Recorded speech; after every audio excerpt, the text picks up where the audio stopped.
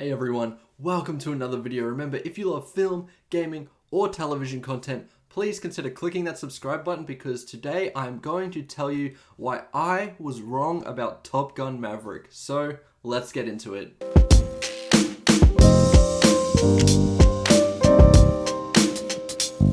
So, for a little context here, before the initial release of Top Gun Maverick, I wasn't excited for this at all, to be honest with you. I was going to go to the theater after the reviews started coming out and they were wildly impressive.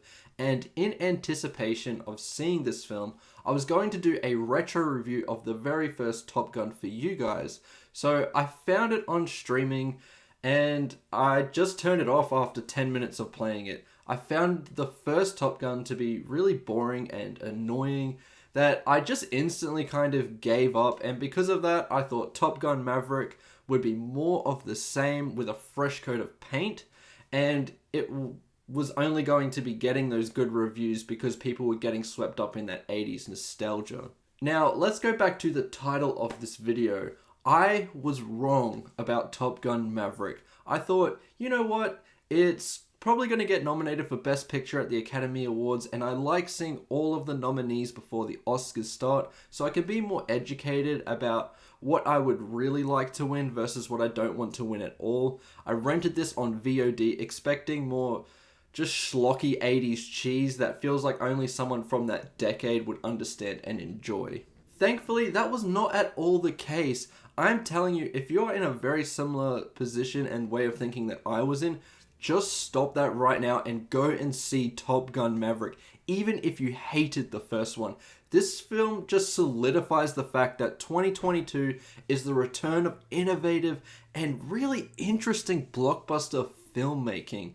You know, a studio like Marvel with the mega series MCU has seen a bit of a decline, and that could be because the film's quality has also been declining, but I also thought that for a very long time we were very starved of blockbusters like Top Gun Maverick, like The Batman, or Nope, or Avatar: The Way of Water, that innovate and have such a level of craft behind them that fully justify their budget. Now that more and more people have been exposed to these kinds of films, they're going back to the MCU, which to me, while it can be really fun, and there are some really phenomenal movies in the plethora of films that have been released over the past decade, they have never held the level of craft and interesting elements that all of these films have.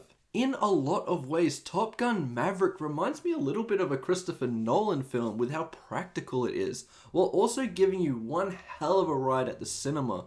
The film never takes itself too seriously and remembers its 80s roots, enough for long-term fans of this series to really engage with this and not feel alienated at how different it is, but it is also so fresh for newcomers like myself, where we can just instantly enjoy and fall in love with how special this is. Of all of the Oscars that this is in contention for, I 100% agree that it should be competing for those awards.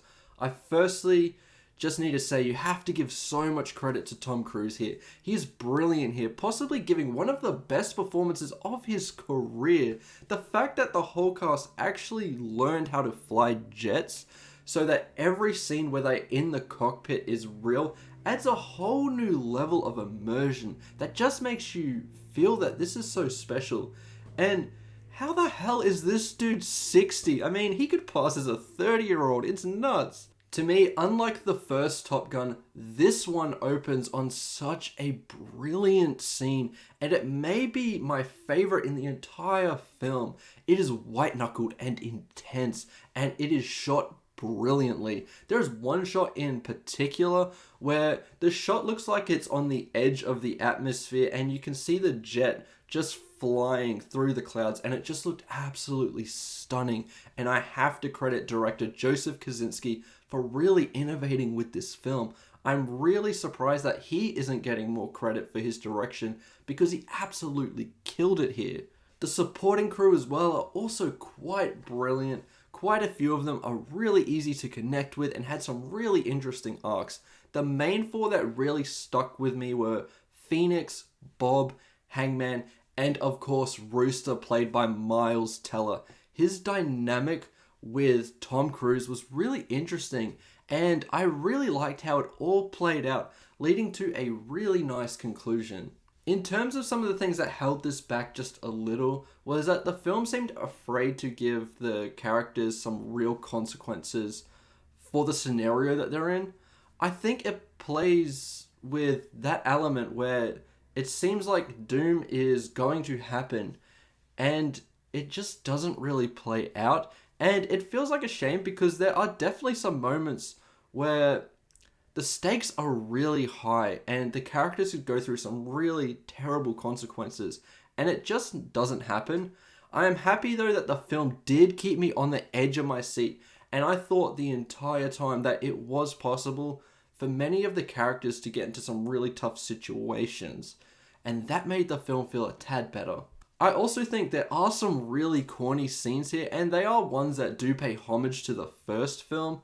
For example, the football scene. I guess it's fun, and it definitely does add something to the film, but the way it was shot and how everyone was just laughing and all of that, it just looked really, really corny to me.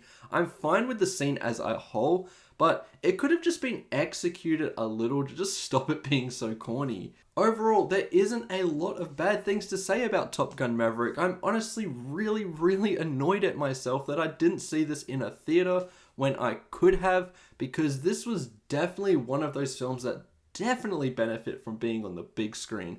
I can see this being a top 10 film of the year for me, and I could not have been more wrong regarding my doubts that this would be any good. It deserved all the awards attention that it's been getting, and if you haven't seen this yet, definitely go out and see it because it is amazing. With that said, I am going to give Top Gun Maverick a really, really strong 4.5 out of 5. If I was very generous, I would give it a 5, but as I said in an earlier video, I'm just trying to hold back on that just a little bit. So 4.5 it is. It's still an excellent movie. Definitely go see it. Anyway, thank you so much for watching this video. Tell me in the comments below what you think about Top Gun Maverick. I know I haven't made a whole lot of content about really brand new films, but I definitely will soon. Next up for my channel will be my top 10 worst films of 2022. I'm currently playing through the Callisto Protocol and Crisis Core Final Fantasy VII, so expect reviews for both those games in the future. And after that, I'll be doing a top 10 games of the year. And then in terms of film content, I will be seeing the Fabelmans soon, so expect a review there. Then Babylon, followed by my personal 2022 Oscars. Lastly, I don't know when, but expect another retro review really soon. I want to try and make a different format for that kind of video to make it a little bit more interesting for you guys. So definitely look forward to that video coming soon. If you are interested in any of that content, please consider clicking that subscribe button, and I'll see you in the next one. Goodbye.